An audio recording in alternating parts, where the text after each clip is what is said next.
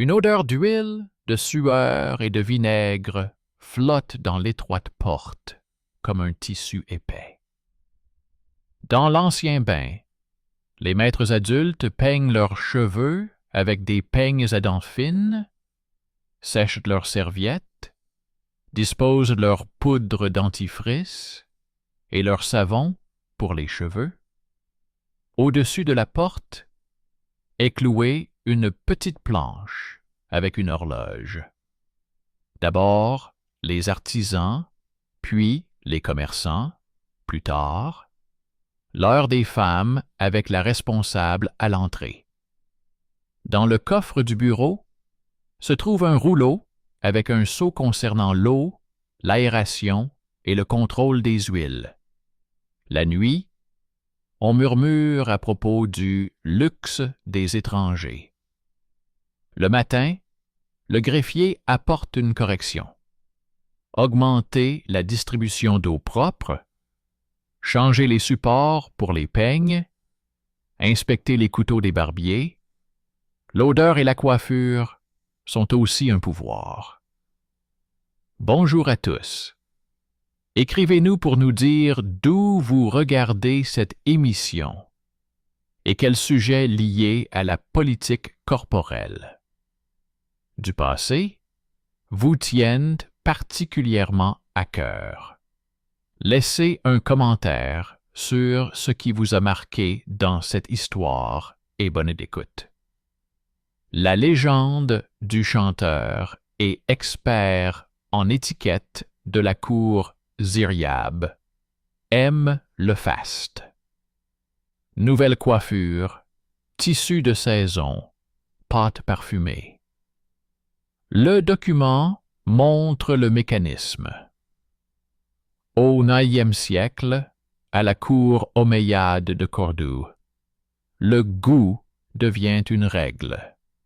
Règlement des bains, journaux du muhtasib, horloge pour hommes et femmes, contrôle des huiles, ébullition des peignes, rangée de séchage pour les draps. Le mythe de la débauche orientale s'effondre à côté du bilan des pertes. La saleté provoque des furoncles, la pédiculose et la toux, le fil et la viande se détériorent dans les magasins. Les guildes perdent des jours de travail. La modestie n'est plus une pose mais une norme. La manche couvre le coude non pas pour faire bonne figure, mais pour que la nourriture et les machines n'absorbent pas la graisse et les cheveux. Le parfum n'est pas un caprice, mais un moyen d'atténuer les odeurs qui gâchent les négociations et provoquent des querelles. Le premier tournant se produit à l'entrée du bain. Les opposants déclarent que l'eau chaude et les parfums adoucissent les mœurs, tandis que l'administration présente des résultats concrets, consignés par écrit, moins d'abscesses, moins de rhume, retour plus rapide à l'atelier grâce à des séances courtes et des pauses pour aérer. Apparaissent alors un tableau des horaires, divisé par flux, et une liste des contre-indications avec des cachets. Le deuxième revirement est économique. Le muhtasib fait venir les parfumeurs, les savonniers et les barbiers pour les contrôler. L'huile rance et le savon frelaté sont sanctionnés par une amende et un remplacement. Les lames rouillées par une fermeture jusqu'à la fin de la formation. Les parfums cessent d'être un luxe secret et deviennent un instrument d'hygiène. Le troisième tour de vis démystifie un autre mythe. La modestie n'est pas du tout une vertu éternelle de la ville, mais une nouvelle discipline imposée par les scribes et le marché. Faire bouillir de l'eau pour les peignes un certain nombre de fois par semaine, conserver les paniers contenant les cheveux à part, changer les draps plus souvent les jours de marché, fermer les portes en cas de signe de maladie, ne pas mélanger les files d'attente. La ville voit aussi le côté sombre. L'eau croupie des canaux des bains publics provoque de la fièvre. Les saignées maladroites lestent des draps ensanglantés. La surchauffe des adultes se termine par des évanouissements. Au Bimaristan, on accumule les notes sur la faiblesse après une longue vapeur. La réponse n'est pas moralisatrice mais technique. Aération selon un calendrier, séance courte, ébullition des ustensiles, liste d'interdictions affichée sur le mur, transfert du nettoyage aux premières heures du jour, taxe sur certaines huiles au profit de l'entretien des bains. Quand quelqu'un tente de transformer l'heure du bain en fête secrète, les portes se ferment et l'horaire est réécrit afin de disperser la foule. Ainsi, le mythe de la débauche orientale se heurte aux ordonnances, aux registres et aux livres d'amende. Et la modestie se manifeste comme une politique culturelle d'hygiène. Odeurs arrangées, cheveux domptés, flux séparés, responsabilités réparties et taxes prévisibles au lieu de panique. Dans ce cadre, la coiffure et l'odeur ne sont pas des ornements, mais des leviers administratifs qui préservent la ville de la saleté, de la bousculade et de la mort, avec une touche d'encens. Plus loin, la ville a commencé à vivre comme au métronome. Courte visite, aération selon un horaire, ébullition des peignes à certains jours, changement des draps plus souvent les vendredis de marché. Dans les listes du Muhtasib, les huiles et les poudres étaient répertoriées séparément, car c'était d'elles que dépendait si la journée sentirait la myrrhe et le savon, ou la charogne et l'humidité. La liste s'allongeait et se réduisait en même temps.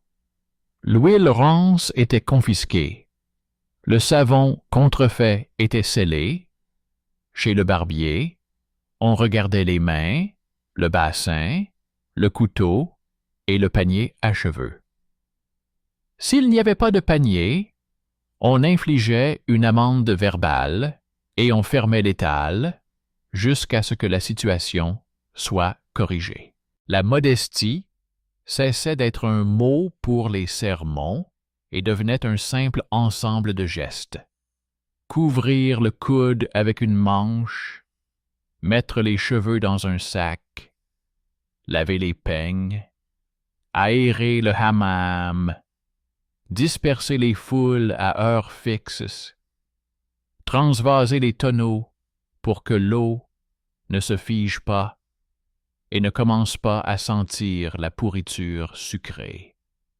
Le luxe étranger, qui effrayait les places publiques, s'estompa dans une technologie de la propreté, où chaque crotte de scribe économisait la santé d'autrui et l'argent de quelqu'un d'autre.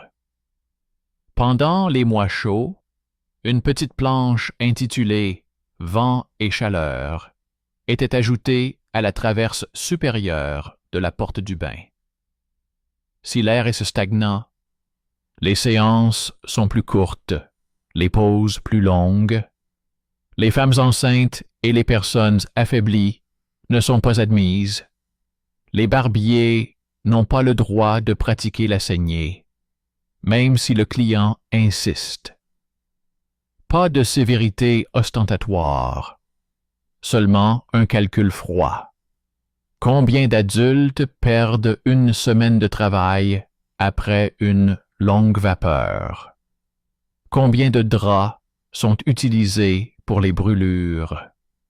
Combien d'huile est gaspillée lorsque la vapeur est trop forte? À côté de cette planche, en était accrochée une autre. Odeur du marché. Sortir les déchets avant l'aube. Laver les étals à l'eau vinaigrée.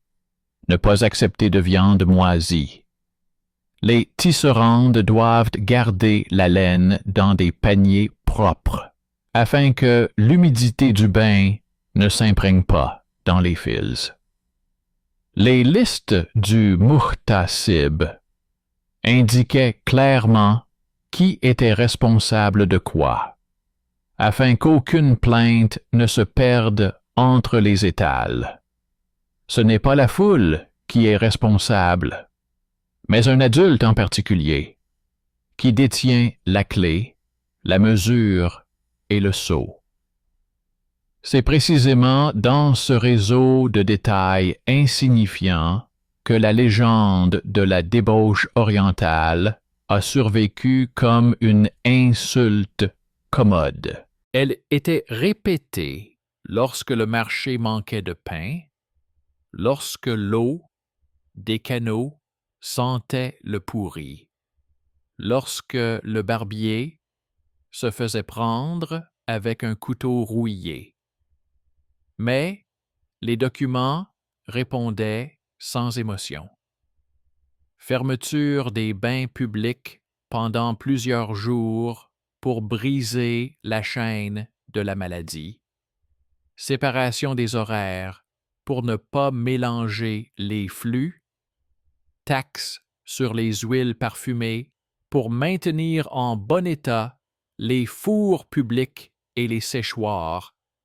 Achat de poudre dentifrice pour réduire les abcès dentaires qui empêchaient les adultes de manger et de dormir.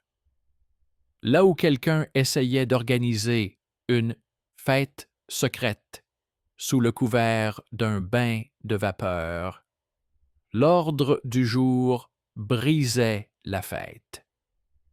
L'heure de fermeture était avancée, les portes étaient scellées, la feuille horaire était réécrite en plus gros caractères et le coupable était inscrit sur une ligne séparée, sans honte, mais avec des frais. Les rues où se pressaient les tanneurs et les teinturiers sont devenues que le premier front de cette discipline silencieuse. L'odeur du cuir était si forte que toute violation du régime du bain provoquait immédiatement une vague de plaintes. Les gens toussaient, leurs yeux rougissaient, des taches apparaissaient sur leur peau. On a alors placé des cruches pour se laver les mains à l'entrée. On a affiché un mémo sur le mur après la teinturerie, uniquement de l'eau froide.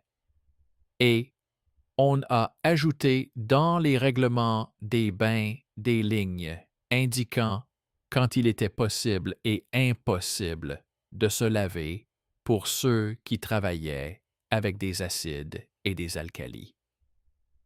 Les carnets médicaux ont enregistré moins de brûlures et de crises lorsque les gens passaient par ce simple filtre. Le marché est devenu plus calme, non pas par piété, mais par mécanisme de dégoût. Rincé, séché, aéré, et vos marchandises ne seront pas abîmées. Pendant ce temps, la chancellerie municipale transformait les goûts de la cour en outils. Les couleurs saisonnières ne reflétaient plus seulement la mode, mais aussi la praticité. Les tissus épais et sombres pour la fraîcheur des nuits et la protection contre la poussière. Les tissus clairs pour la chaleur, où la transpiration est moins visible et sent moins mauvais. La manche qui couvre le coude a cessé d'être une classification de bienséance et est devenue un minimum pour l'atelier et la table.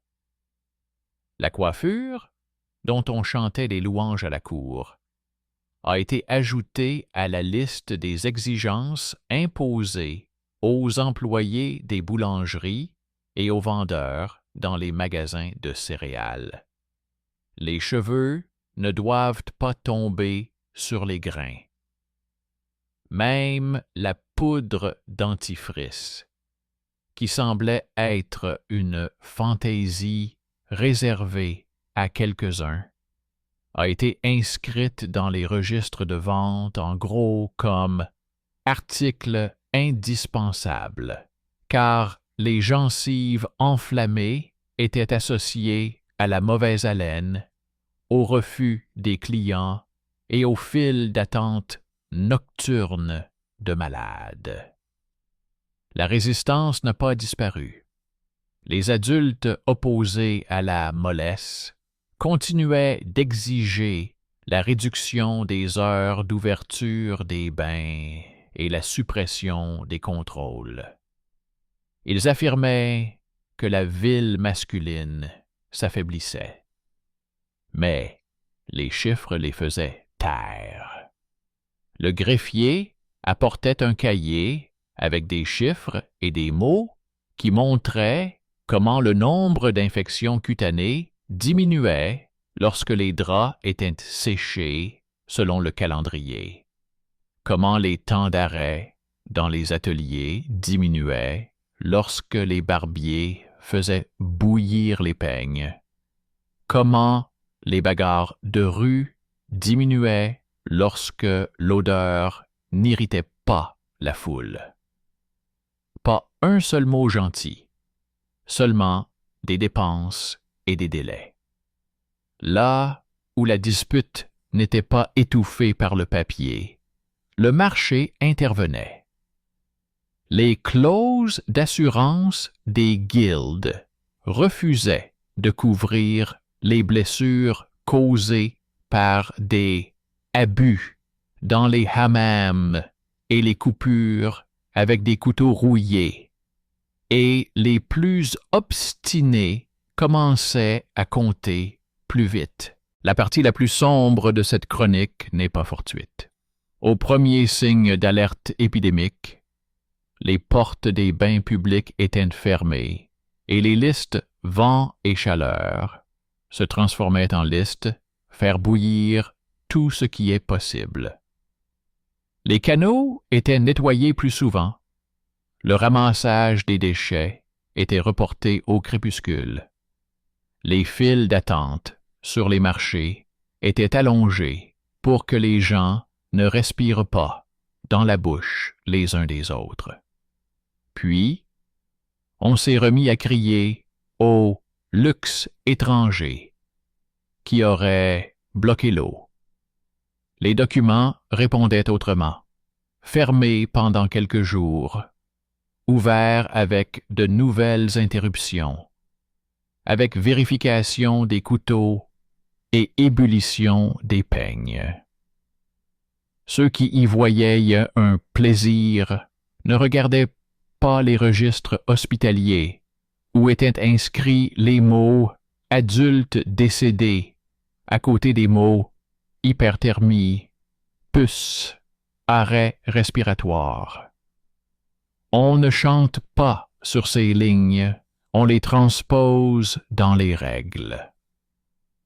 Ziryab est resté dans l'ombre de cette histoire, comme une allumette qui a servi à allumer le poêle, et non comme un feu qui réchauffe tout le monde. On lui attribuait des goûts, des manches, des chansons et des parfums. Mais ce ne sont pas les chansons qui ont maintenu la ville réelle, mais des statuts minutieux. La beauté de la cour s'est avérée être un prétexte approprié pour rassembler les éléments sanitaires de la ville. La modestie a cessé d'être un décor pour devenir la logistique du corps. Cacher ce qui dérange, laver ce qui contamine, fixer une heure pour enlever le bazar, ne donner le couteau qu'à des mains propres. C'est ainsi que la débauche orientale s'est transformée sur le papier en une politique culturelle d'hygiène.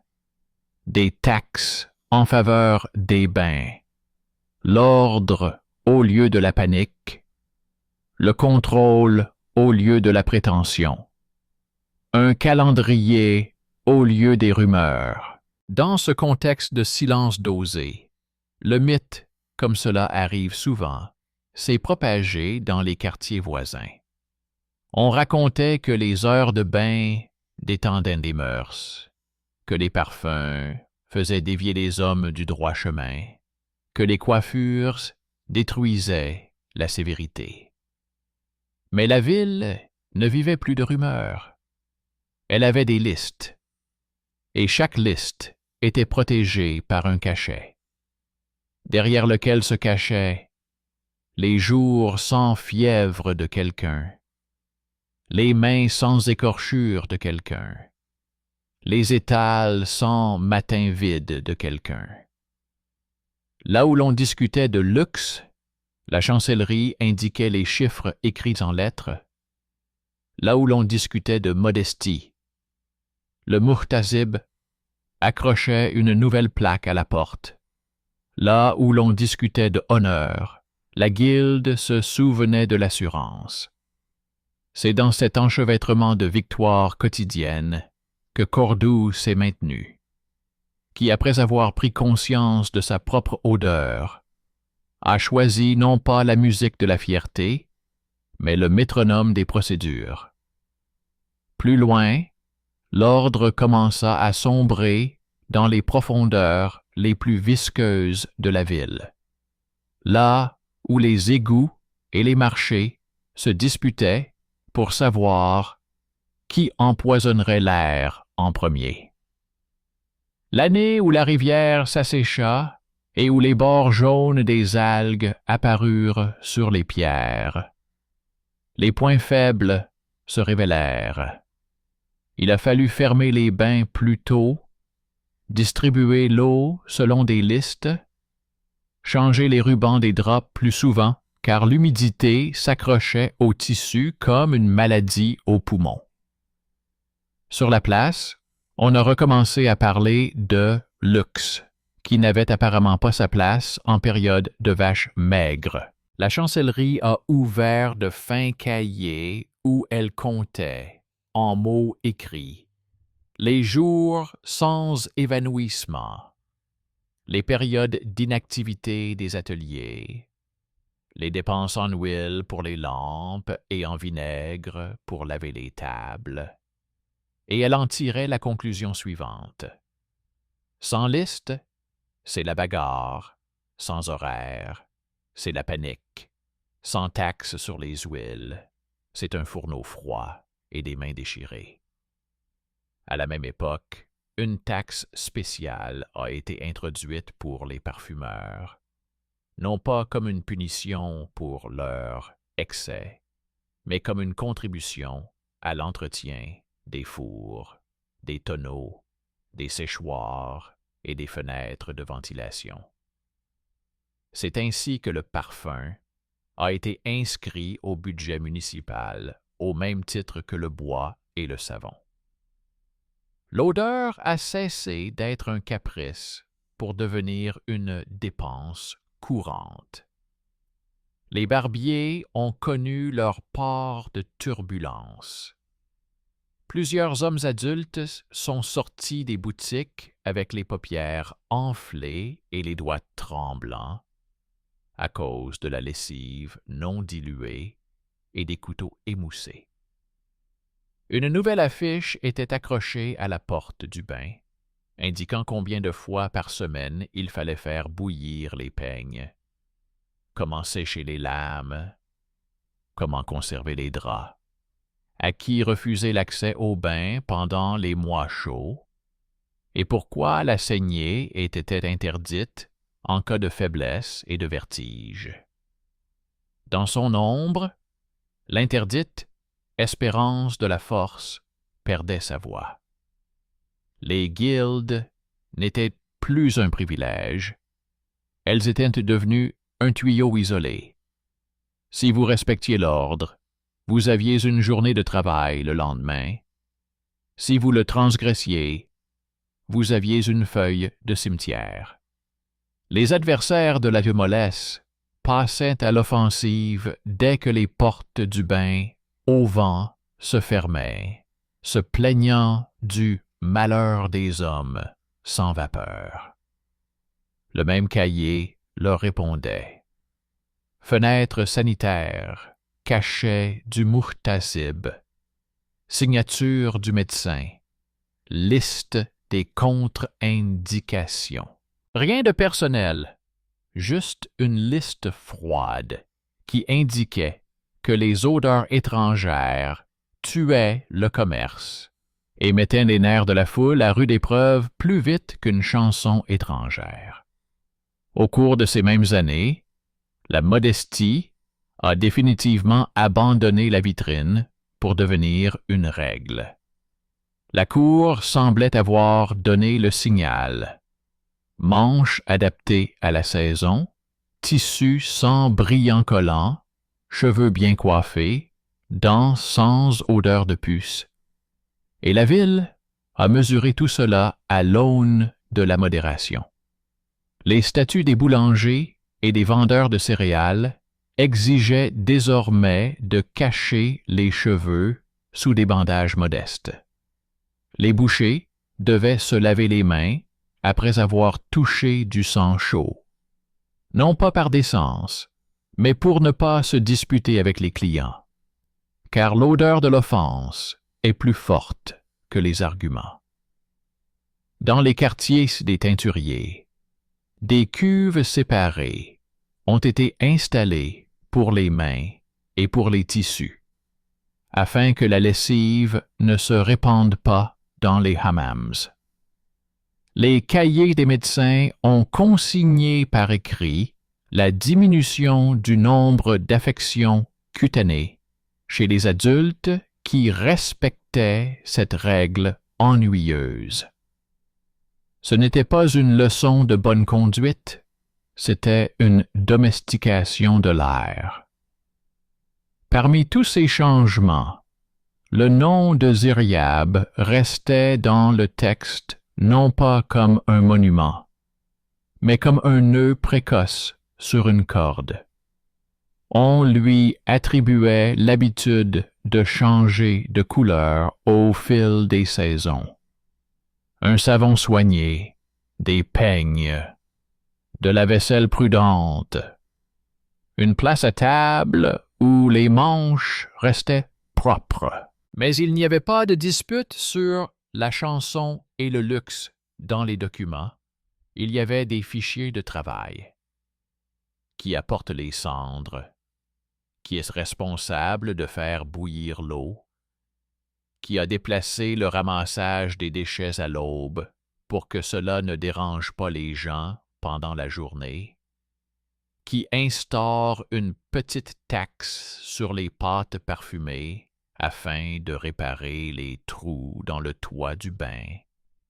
Qui ouvre la fenêtre du hammam au premier signe d'étouffement et qui la ferme lorsqu'il y a du vent du côté des tanneurs. Dans cette liste, la modestie sonnait comme un instrument lumineux qui coupe le bruit de la foule et la peur de la saleté. La saison la plus difficile est arrivée lorsque des poissons mourants ont fait surface à la périphérie et que les plaintes concernant la gorge brûlée par la pourriture se sont multipliées. Les bains ont été fermés pendant plusieurs jours. Les robinets ont été recouverts de tissus. Les domestiques ont vidé les tonneaux, lavé la pierre avec du vinaigre et séché les draps de manière à ce que le vent puisse passer à travers comme à travers un tamis. Dans les marchés, on a allongé les files d'attente pour que les gens ne respirent pas dans le visage les uns des autres.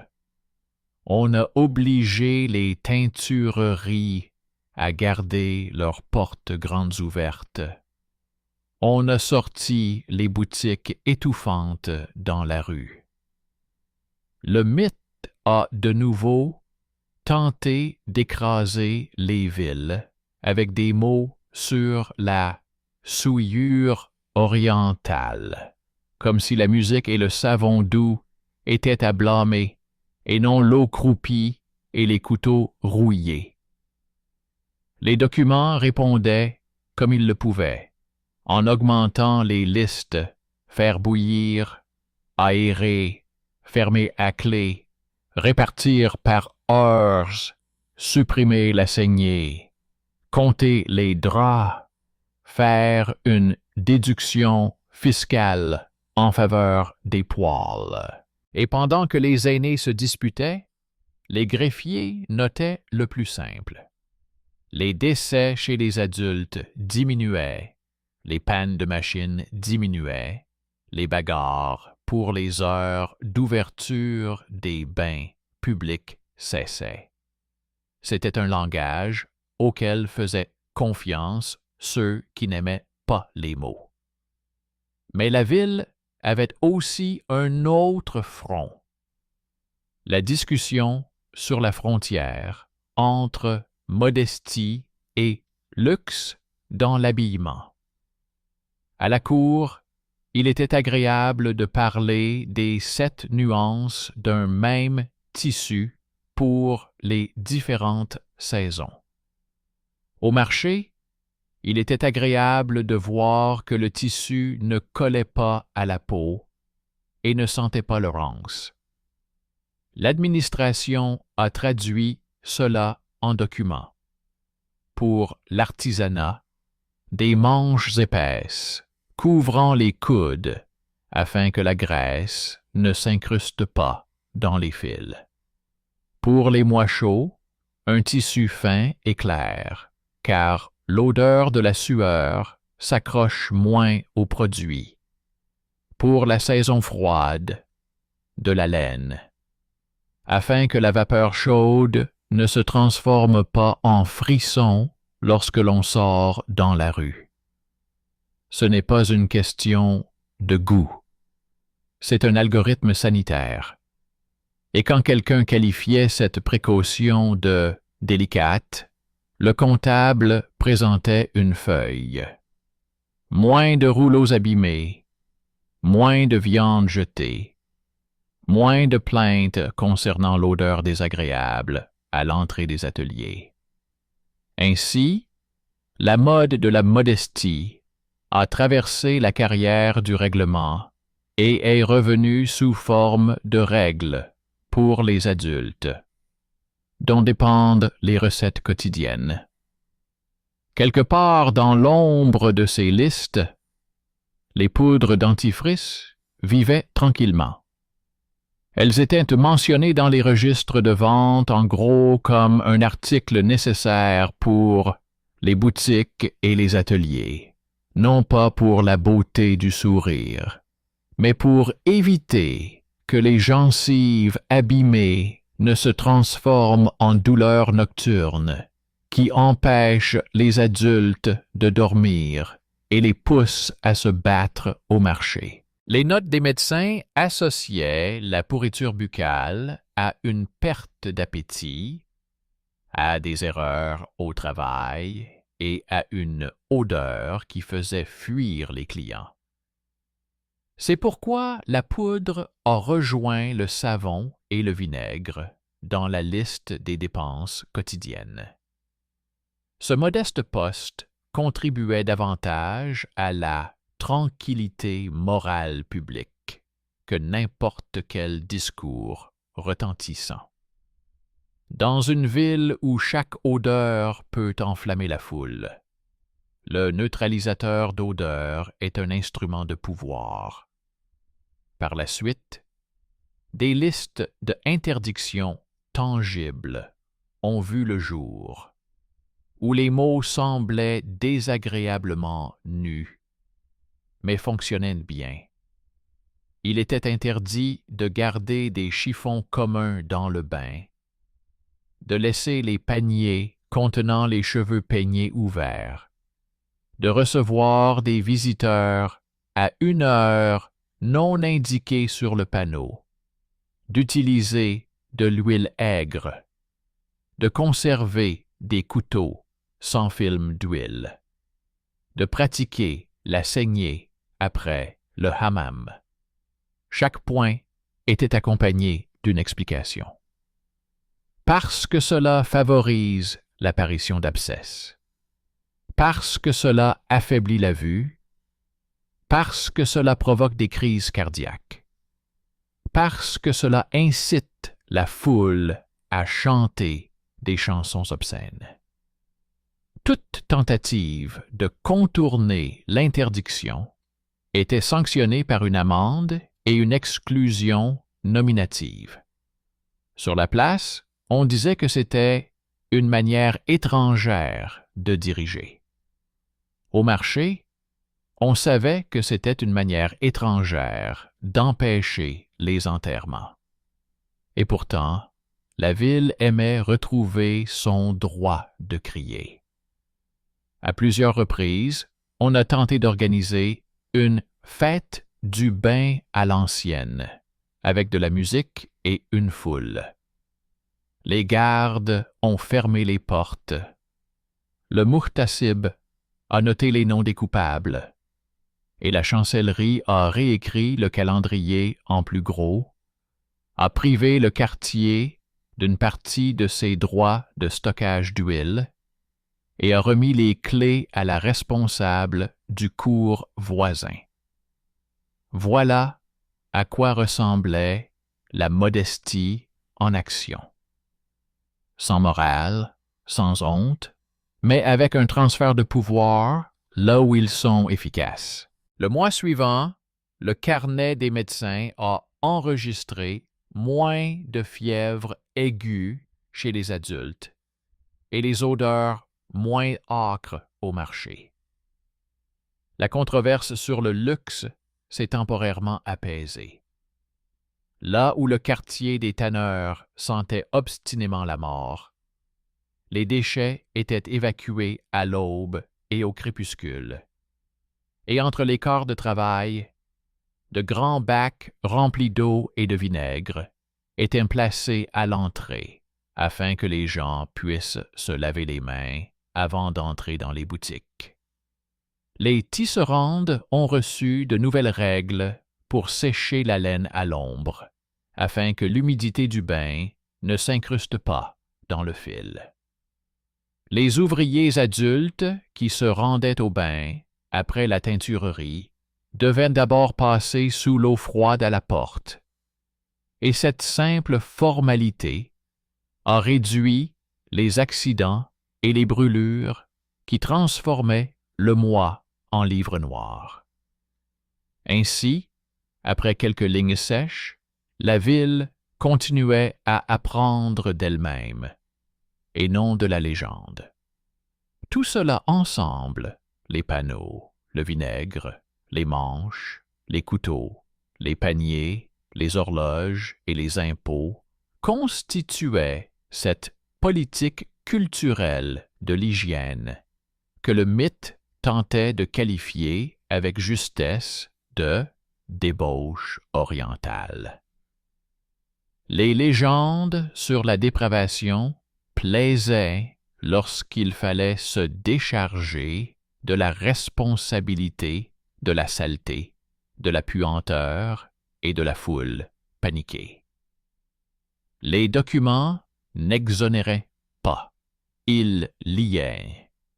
On ne peut pas les embellir avec de l'esprit, mais ils permettent de purifier l'air de la ville à un point tel qu'un adulte a la chance de pouvoir se coucher sans odeur étrangère et de se réveiller sans douleur aux gencives et sans œil gonflé. Et, comme on le comprend clairement dans ces pages, la modestie n'est pas une interdiction de la joie. Il s'agit d'éviter que la joie ne se transforme en querelle et en enterrement. La ville n'a pas choisi la chanson, mais le rythme. Et dans ce rythme, la coiffure et l'odeur sont restées un pouvoir dont on ne se sert pas, mais dont on se sert comme d'une manche, pour couvrir son coude, afin de ne pas salir la table, et pour couvrir la journée, afin que demain, quelqu'un puisse ouvrir la boutique.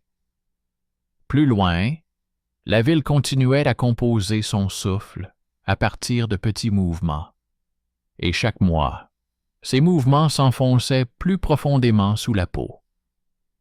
Dans les listes des gestionnaires des bains, des colonnes distinctes sont apparues pour ceux qui travaillaient dans les tanneries et les teintureries, pour les boulangers et les bouchers, pour les potiers et les tisserands. Non pas comme un hommage à l'attention, mais comme un moyen de prédire quelles odeurs, quels sels et quels alcalis une personne apporte sur le seuil. Une ligne discrète sur l'eau y figurait également. Si la rivière est polluée, changez les tonneaux plus souvent. Si une pellicule verte se forme, aérez plus longtemps. Si des insectes envahissent la ville, déplacez les rangées de séchage à l'ombre et bouchez les fissures avec de l'argile fraîche. Ces notes déplaisaient à ceux qui aimaient les réponses simples. Mais le budget rédigé en mots enseignait plus vite que n'importe quel sermon. Moins d'évanouissements chez les adultes, moins d'abcès et de brûlures, moins de jours perdus aux machines. Et plus le mot « luxe » résonnait fort, plus les pages estampillées bruissaient tranquillement.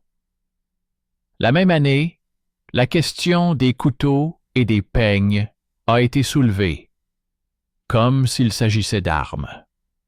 Les barbiers avaient l'habitude de se considérer comme des personnes à la main légère, qui donnaient au visage une apparence digne. On leur rappelait désormais qu'une main sans eau claire était un danger. Une nouvelle série de règles apparut dans le règlement. Faire bouillir les peignes selon un horaire précis. Conserver les couteaux dans une fine couche d'huile. Changer les draps plus souvent les jours de marché. Et pour ceux qui apportaient de la lessive et des colorants, mettre à disposition des cruches d'eau froide à l'entrée avant d'aller au bain. Les infractions n'étaient pas sanctionnées par les mots « honte » et « honneur », mais par les mots « dépense » et « responsable ». Les hommes adultes, habitués à se disputer, ont d'abord grogné.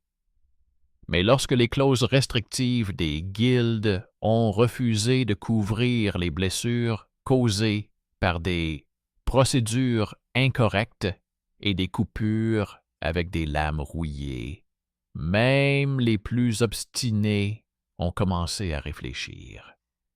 Et ce calcul s'est avéré plus convaincant que la nostalgie des anciennes coutumes. L'odeur dense et légèrement sucrée du savon neuf irritait encore les anciens, qui se remémoraient les chansons et les récits d'autrui sur la paresse. Mais sur le marché, l'odeur a cessé d'être un jeu. Les parfumeurs, les savonniers et les vendeurs de poudre ont été inscrits dans les registres comme garants de la santé. Muqtasib a fait le tour des étals et a noté où l'huile avait noirci, où la poudre avait collé, où le parfum était devenu âcre. Les infractions répétées se soldaient par un sceau sur les portes et l'obligation de montrer où les matières premières avaient été achetées et où allaient les taxes. L'argent de ces taxes n'allait pas dans la poche de ceux qui étaient à la mode, mais dans les fours, les séchoirs, les tonneaux, les volets et les fenêtres par lesquels passait l'air. Le plus étrange dans cette construction était que le goût étouffait réellement les scandales. Là où ça sentait bon, les gens se disputaient moins, se criaient moins dessus, ravalaient moins leur colère. Et là où il y avait moins de rancœur, les vases sur les comptoirs arrivaient au soir sans fissure. La cour n'a pas pour autant disparu de l'histoire. Elle a joué le rôle d'atelier de signaux. Les récits sur les fleurs, au fil des saisons, ont été affinés jusqu'à atteindre une logique artisanale. Plus sombre pour les nuits et la poussière, plus clair pour la chaleur, où la sueur et la saleté sont moins visibles. Les manches couvrant les coudes sont passées de la décence à la norme sanitaire minimale pour les tables et les fuseaux, afin que la graisse, la farine et les copeaux ne s'incrustent pas dans le tissu. La coiffure, pour laquelle on jouait des mélodies à la cour, s'est avérée être une exigence pour les vendeurs de céréales, de fruits secs et de pain. Les cheveux ne devaient pas tomber sur les marchandises.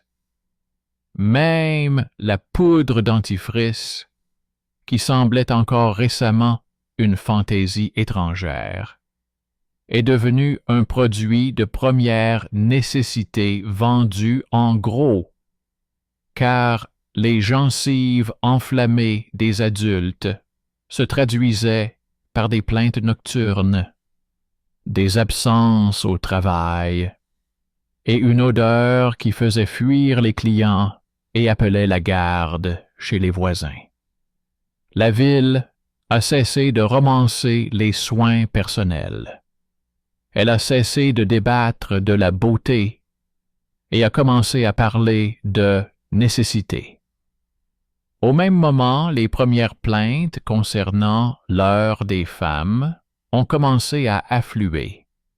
Elles seraient paresseuses, nuisibles au travail et atténueraient la sévérité.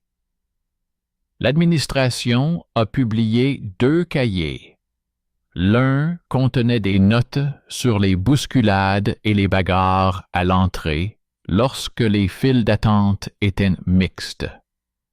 L'autre contenait des notes sur la diminution des plaintes et des visites à l'hôpital chez les adultes lorsque les files d'attente étaient séparées et qu'une responsable était chargée de veiller à l'aération, à la température et à la propreté des rideaux. Aucune allusion à la joie. Seulement une routine rigoureuse. Les injurieux ont reculé non pas par honte, mais à la vue des graphiques où le mot « moins » revenait plus souvent qu'ils ne le souhaitaient, et l'heure réservée aux femmes est restée, comme reste une pierre sur laquelle on a cessé de marcher. La ville a appris une autre leçon, celle de la logistique. Par temps chaud, les portes des bains publics étaient fermées pendant de courtes périodes et les rangées de séchoirs étaient placées dans les courants d'air. À l'aube, les déchets étaient emportés hors des murs pour ne pas gêner la vue pendant la journée. Sur les marchés, on disposait des cruches d'eau vinaigrées et on obligeait les bouchers à couvrir leurs marchandises afin que les mouches ne transforment pas la rangée de commerce en décomposition. Lorsque quelqu'un tentait de renouer avec l'ancienne fête du bain, les gardes retiraient la boucle des gonds, le muhtasib inscrivait les noms et les clés étaient remises à la cour voisine, où la responsable travaillait sans se soucier des cris. Le carnet médical du mois suivant était plus calme. Moins de fièvre chez les adultes, moins d'évanouissements, moins de brûlures, moins de files d'attente nocturnes devant le bureau. Et dans ce silence, on pouvait entendre le mythe murmurer à propos de la débauche des coutumes orientales, incapable de lire les documents. Ziryab restait dans cette histoire un marqueur de changement. On lui attribuait une vaisselle soignée, des portions minuscules pour que les mains restent propres, l'interdiction des manches lourdes à table pour que la graisse ne coule pas sur le tissu, la prudence dans les arômes pour que l'odeur ne couvre pas la nourriture. Tout cela ne rendait pas les gens sains. Cela les rendait prévisibles. Une table dans une ville qui croule sous la poussière et l'humidité chaude, c'est aussi une infrastructure. Si les manches ne sont pas tachées, il y a moins de défauts dans l'atelier, moins de morceaux sales dans la boutique, moins de frais de lavage et de remplacement dans les listes. Ainsi, le goût a dépassé les limites de la cour et est devenu la mesure de l'artisanat, non pas parce que les mœurs sont plus douces, mais parce que la vie est plus courte. Le coup le plus dur est venu avec l'eau. Lorsque les canaux ont commencé à sentir le pourri et que des bulles blanchâtres sont apparues à la surface, les bains ont été fermés pendant plusieurs jours, les pierres ont été lavées avec du vinaigre, les tonneaux ont été remplacés, les fenêtres ont été ouvertes, les couteaux et les peignes ont été inspectés. À cette époque, les plaintes contre le luxe dépravé qui aurait bloqué l'eau étaient particulièrement virulentes. Les documents ont tranché autrement. Fermé pour rompre la chaîne, ouvert dans un nouveau régime où il n'y a pas de place pour la vapeur longue et la saignée, où les séances courtes alternent avec des salles vides et le vent des fenêtres ouvertes, où une liste de contre-indications et de signatures des responsables est affichée au mur. Cette liste comprenait les noms de personnes habituées à commander sur les places publiques, et elles ont dû se mettre au pied du mur, car désormais, l'odeur du corps n'est plus leur argument, mais celui du comptable et du médecin. Entre-temps, les listes des interdictions tangibles, accompagnées de brèves explications, ont été archivées. Il est interdit de partager les chiffons, car les champignons se transmettent ainsi à la personne suivante. Il est interdit de laisser les paniers de cheveux ouverts, car cela suffit à une mouche pour transporter la saleté sur la farine. Il est interdit d'utiliser de l'huile aigre, car l'odeur se transmet aux marchandises et provoque des insultes. Il est interdit de pratiquer la saignée après le hammam, car le cœur des adultes s'arrête aussi vite qu'une bagarre à la porte. Il est interdit de recevoir des visiteurs entre 2 heures, car la foule brise toutes les barrières, et la foule est toujours un risque. Ceux qui enfreignaient des règles n'étaient pas inscrits dans la honte, mais dans les dépenses, ce qui brisait l'habitude de jouer la comédie. Les dépenses transposent les mots de la gorge au livre, où ils prennent une autre résonance. Avec cela, une nouvelle image de la banque des odeurs s'est développée. Les tissus ont cessé de sentir la moisissure humide, car ils étaient séchés à l'ombre et non dans un coin stagnant. Le pain disparaissait plus lentement, car les mains des boulangers ne sentaient plus le sang des ramasseurs.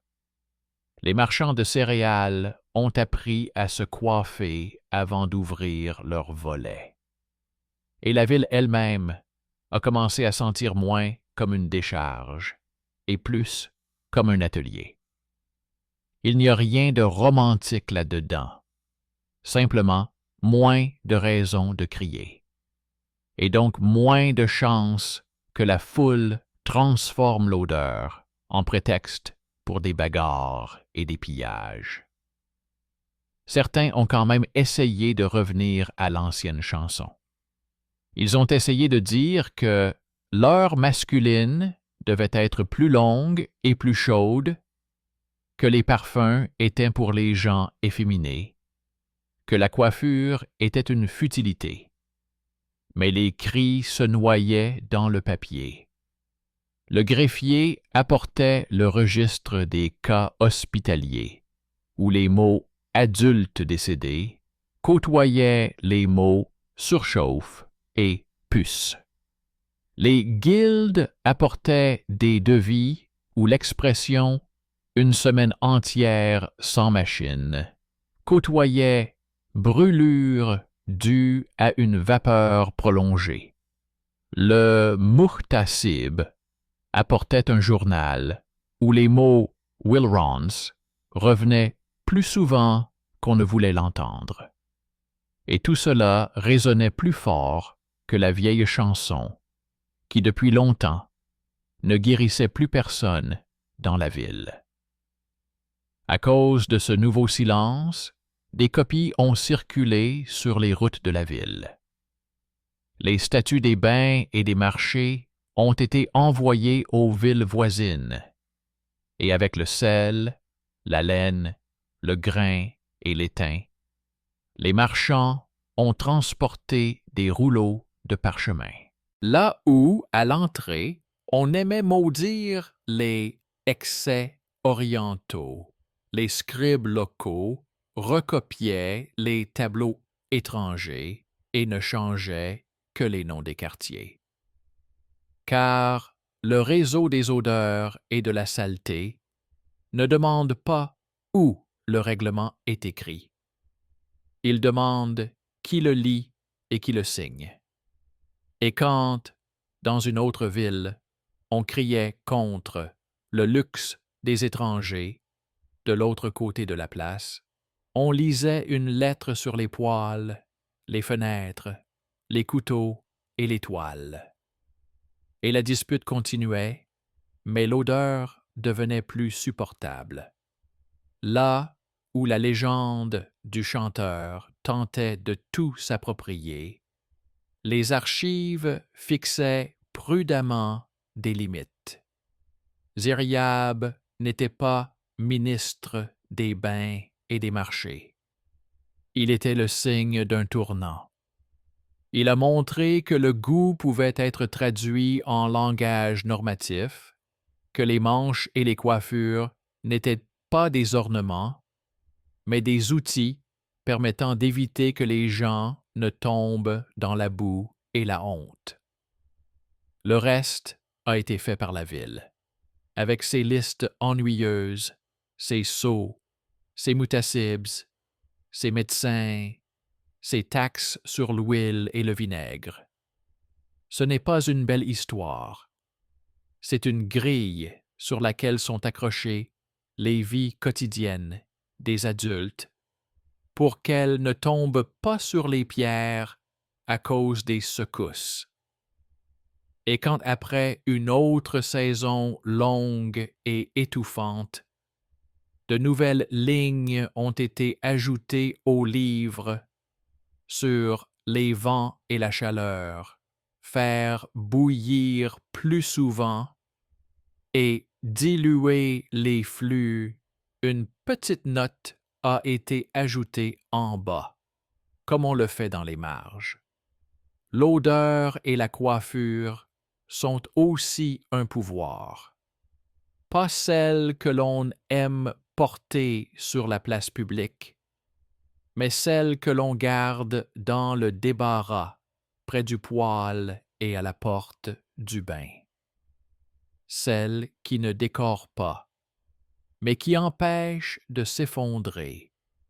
Celle qui ne chante pas, mais qui murmure l'ordre du jour. C'est à partir de ces murmures que s'est construite Cordoue, qui a survécu à la controverse sur le luxe, sans cesser d'être une ville d'artisanat et de marché. Et lorsque le mythe se fera à nouveau entendre, le papier remuera à nouveau ses pages et apposera un nouveau sceau sur une nouvelle planchette à une nouvelle porte. Plus loin, la ville a consolidé ce qu'elle avait appris à travers la douleur et le calcul, et l'a transféré dans les livres anciens, où chaque ligne est devenue plus forte que la mémoire bruyante de quelqu'un. Une nouvelle série est apparue dans les statuts des bains. L'huile, la taxe, l'eau, la comptabilité, la vapeur, le régime. La taxe sur l'huile, introduite non pas comme une fantaisie, mais comme combustible pour les poêles et salaires des gardiens, était consignée par écrit et scellée, afin que personne ne puisse tirer toute la chaleur d'un poêle, sans y investir ni pièce de cuivre, ni mesure de responsabilité. La taxe sur le vinaigre était fixée à côté, car le vinaigre était devenu un instrument sanitaire, au même titre que les cruches d'eau et les volets aux fenêtres. Sans lui, les marchés sentaient la morgue. La part en poudre, une ligne discrètement indiquée pour ceux qui vendaient des pâtes dentifrice et des parfums, allait dans le pot commun des établissements où l'on séchait les toiles et faisait bouillir les peignes.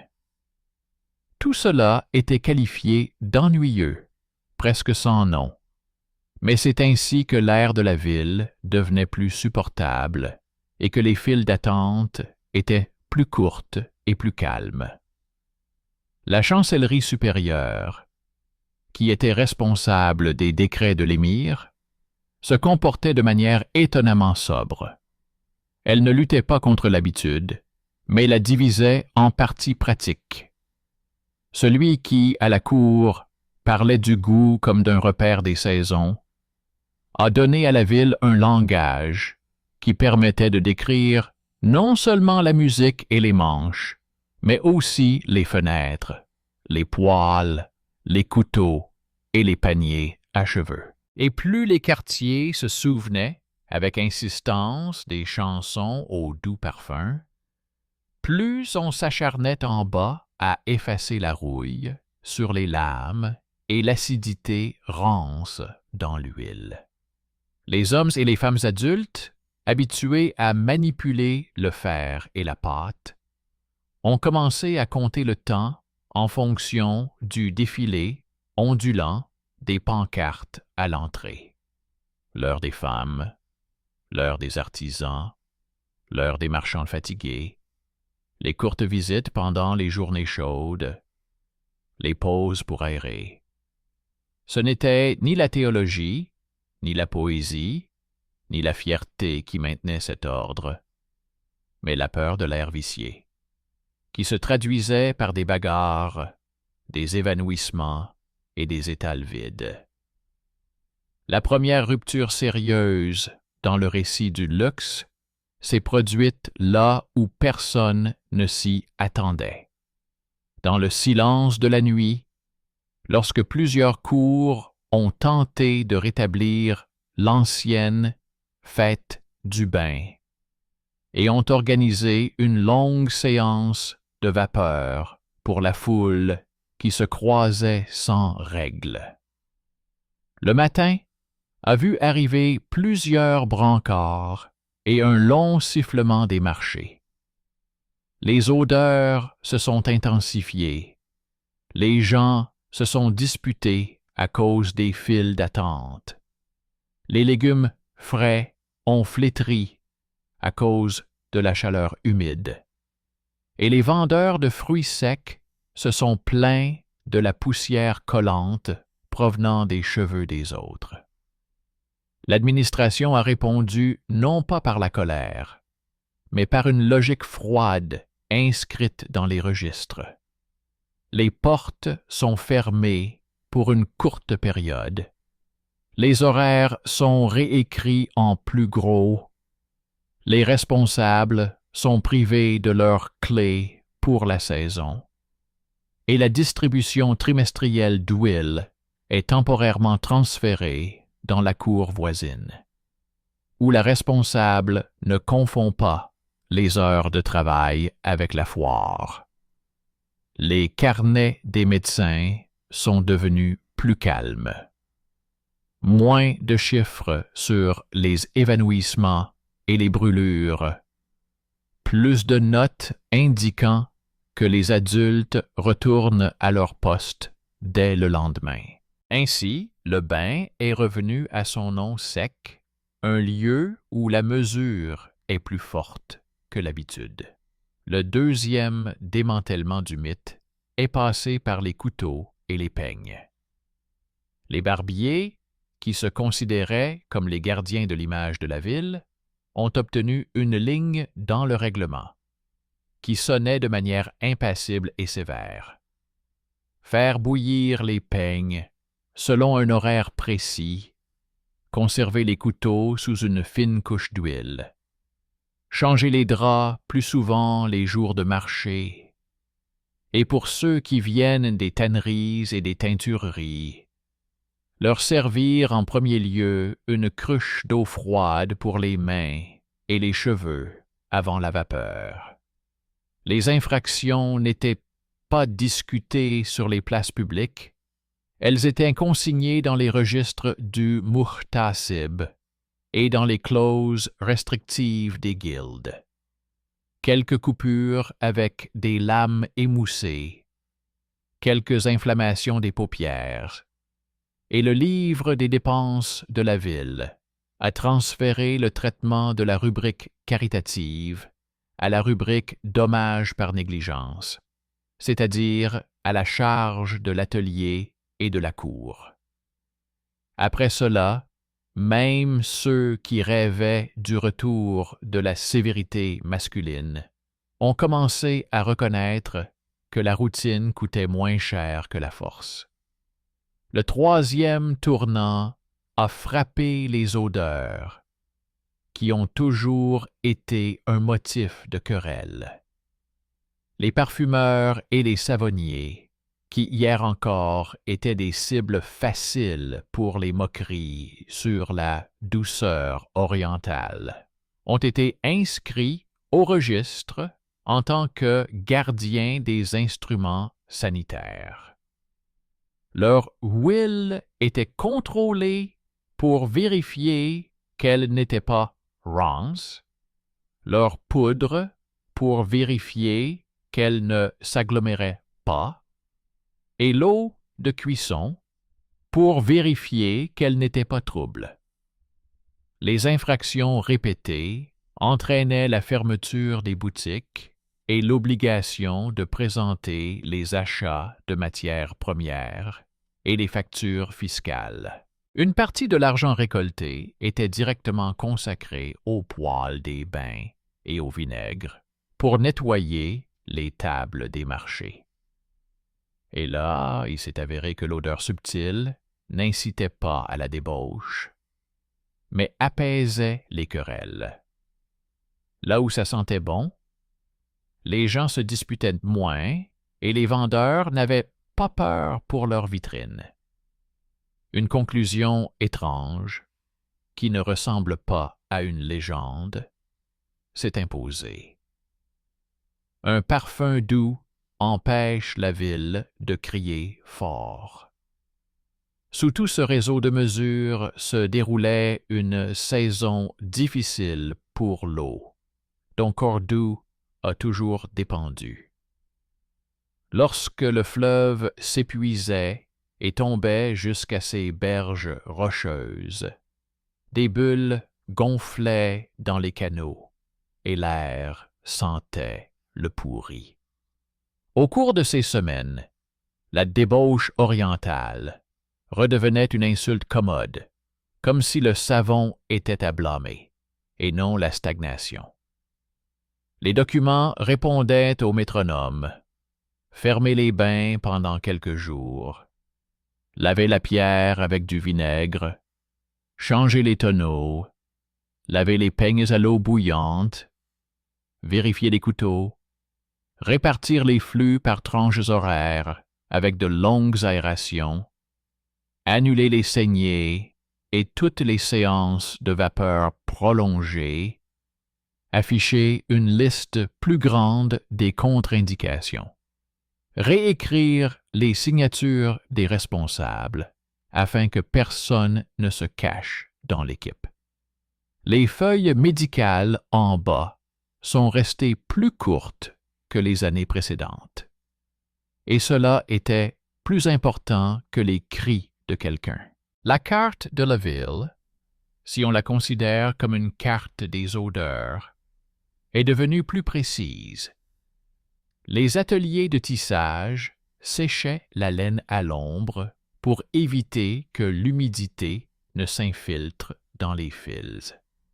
Les boulangers apportaient des cruches d'eau vinaigrée aux tables pour un nettoyage rapide.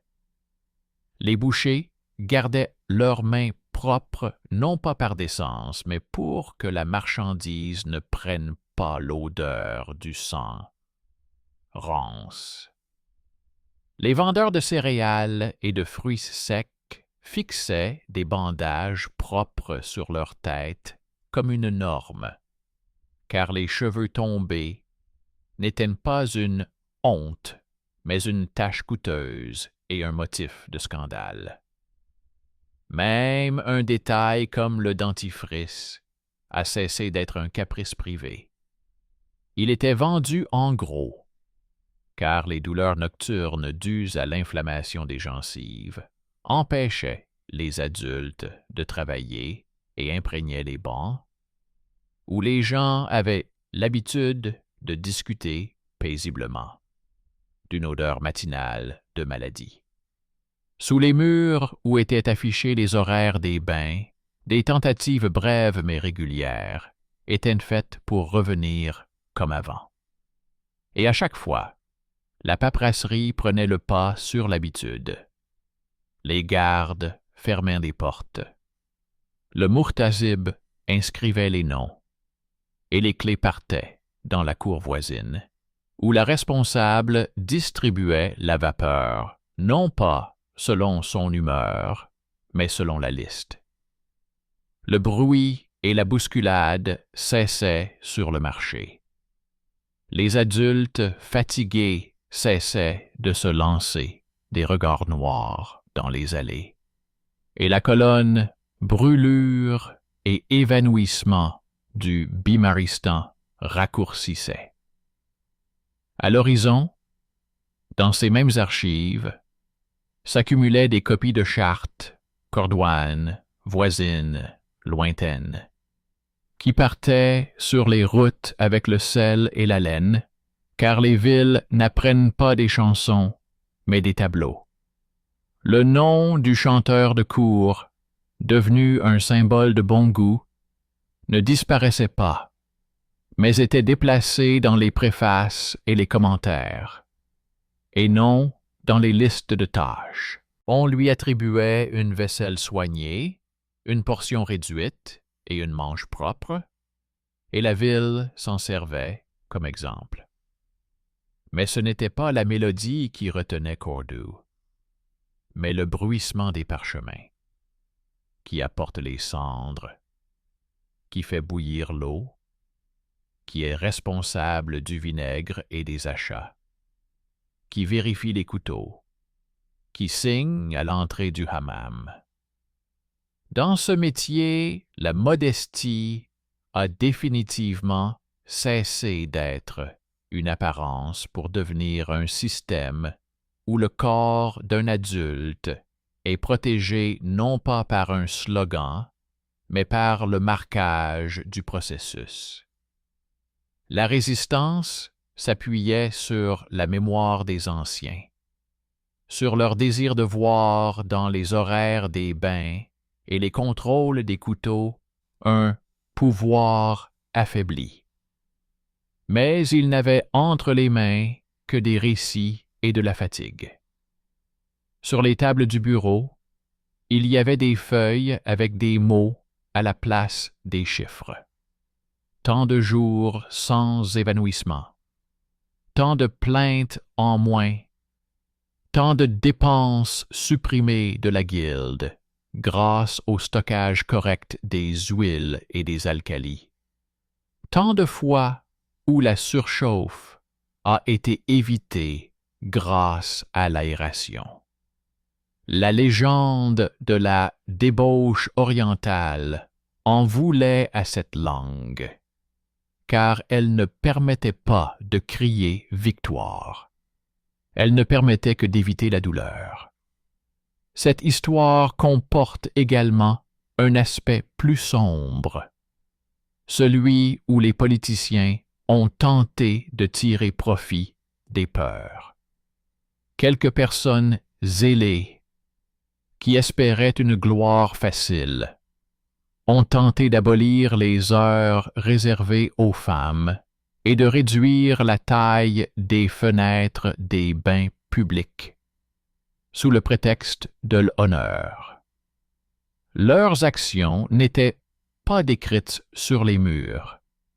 Elles étaient consignées dans 2 colonnes, initiative et conséquences. Dans la colonne des conséquences, on trouvait rapidement la suppression des gardes médicales, l'augmentation des plaintes concernant les odeurs et le bruit, les tremblements des adultes rentrant chez eux avec des crises de faiblesse. Et chaque fois que leur initiative était portée devant les tribunaux, les décisions étaient toujours les mêmes. Rétablir les horloges, remettre en place l'aération, faire supporter aux initiateurs les frais liés au vinaigre et aux toiles. Leur colère était imprimée dans le papier, où elle était à l'étroit. La victoire la plus silencieuse est venue à la fin d'un long été sec, lorsque la rivière a reculé d'un pas supplémentaire et que la ville a désappris à chanter, même le soir. C'est alors que la rumeur s'est répandue sur les marchés que les cotisations pour les bains et les taxes sur les huiles étaient un tribut au goût.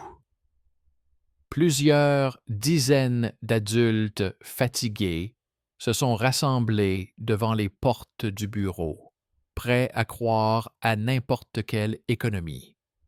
Le greffier n'a pas prononcé de sermon, mais a présenté des rouleaux indiquant les dépenses. Combien de poêles ont été réparés?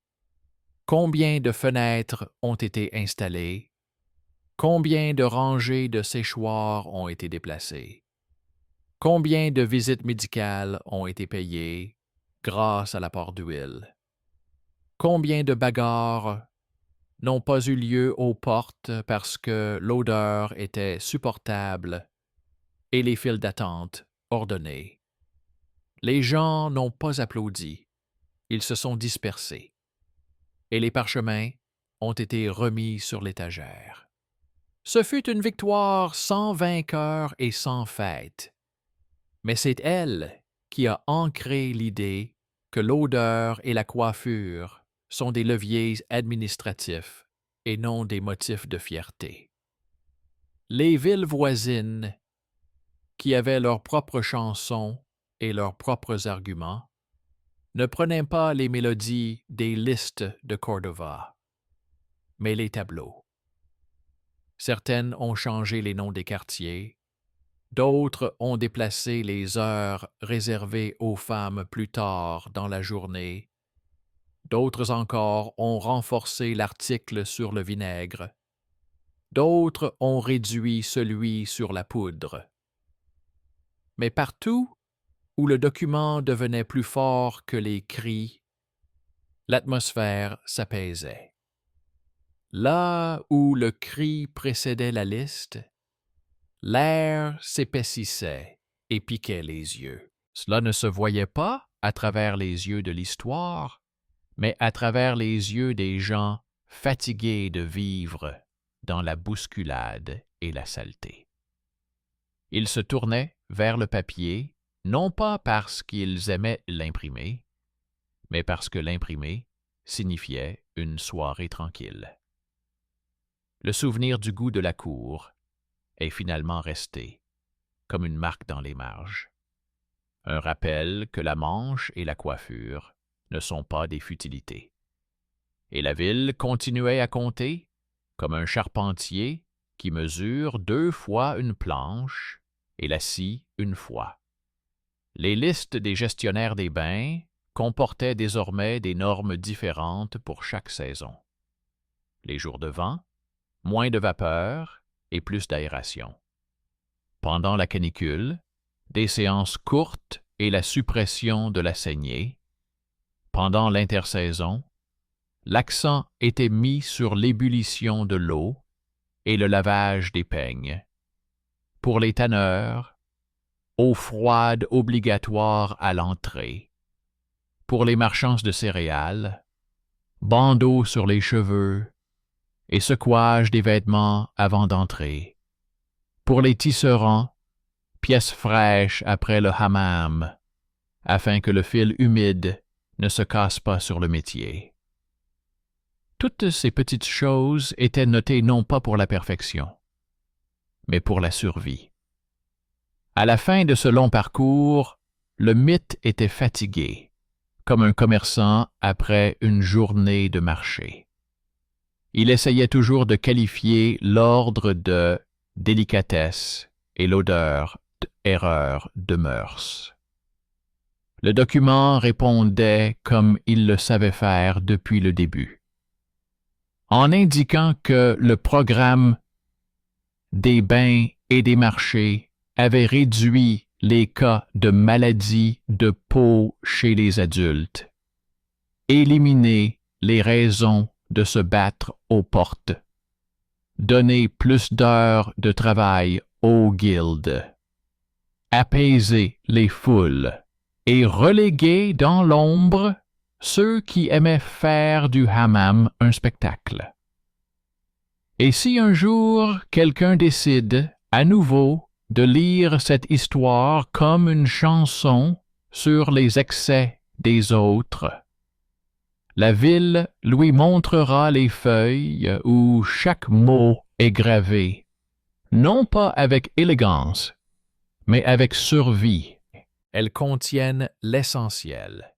Ici, la modestie n'est pas un masque pour la honte, mais une forme pour l'air.